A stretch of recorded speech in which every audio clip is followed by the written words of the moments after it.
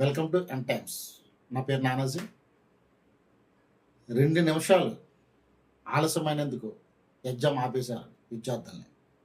ఆ విద్యార్థులు దాదాపు చాలామంది 6th క్లాస్ కానించి కోచింగ్ పెట్టుకుని ఎక్స్ట్రా క్లాసులు చెప్పించుకొని ఎక్స్ట్రా ఫీజు కట్టి విద్యార్థి తల్లిదండ్రులు ఎంతో వాళ్ళకి ఆశగా ఎదురు చూస్తున్న జేఈఈ అడ్వాన్స్ ఎగ్జామ్స్కి 2 నిమిషాలు ఆలస్యం కారణంగా వాళ్ళు ఎగ్జామ్ రాలేకపోయారు.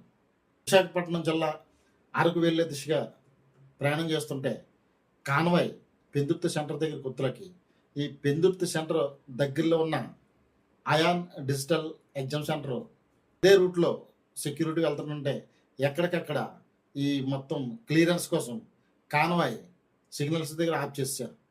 ఈ రూటింగ్ ఇచ్చేటప్పుడు ఇది అధికారులు సమన్వయ లోపమా లేదంటే ఒకవేళ విద్యార్థులు అక్కడున్న ఒక ట్రాఫిక్ సిబ్బందికి చెప్పినప్పటికి కూడా వాళ్ళు పవన్ కళ్యాణ్ గారి దగ్గర ఉన్న అధికారులకు సమాచారం అందించలేదా? ఎక్కడో మొత్తానికి మిస్కమ్యూనికేషన్ వల్ల పిల్లలు ఎగ్జామ్ రాయకుండా ఆగిపోయారు.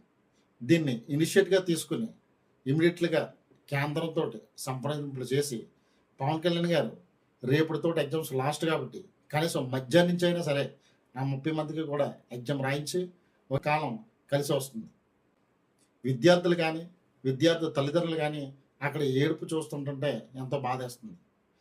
ముఖ్యమంత్రి చంద్రబాబు నాయుడు గారు, అదే రకంగా డిప్యూటీ సీఎం పవన్ కళ్యాణ్ గారు కేంద్రానికి ఒక లెటర్ రాసి ప్రత్యేక అనుమతులు తీసుకుని ఈ 30 మందికి కూడా రేపు సాయంత్రం ఒకవేళ ఎగ్జామ్ పెడితే కనుక వాళ్ళ కుటుంబాలకి ఎంతో న్యాయం చేసిన వారు అవుతారు.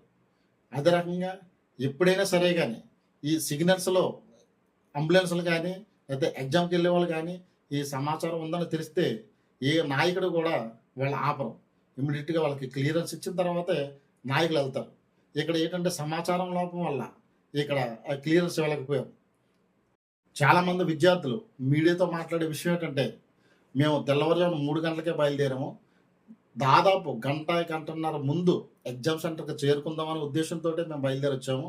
సరిగ్గా ఎగ్జామ్ సెంటర్ సమీపంలోకి వచ్చే సమయానికి ఈ యొక్క మా డిప్యూటీ సీఎం గారు కాన్వాయ్ వల్ల మేము సిగ్నల్స్లో ఆగిపోయాము.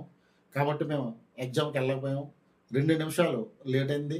2 నిమిషాలు లేట్ అయింది, అప్పటికే మొత్తం గేట్ క్లోజ్ చేసి ఎగ్జామ్ సెంటర్లోకి రానివ్వలేదని చెప్పేసి వాళ్ళు ఆపోయారు. దీనిపై డిప్యూటీ సీఎం గారు వెంటనే నిర్ణయం తీసుకుని కేంద్రానికి లేఖ రాసి వాళ్ళ 30 మందికి కూడా రేపు ఎగ్జామ్ కండక్ట్ చేస్తారని, అదే రకంగా వాళ్ళకి వాళ్ళ కుటుంబాలకు కూడా ఎంతో సహాయపడతారని ఆశిద్దాం.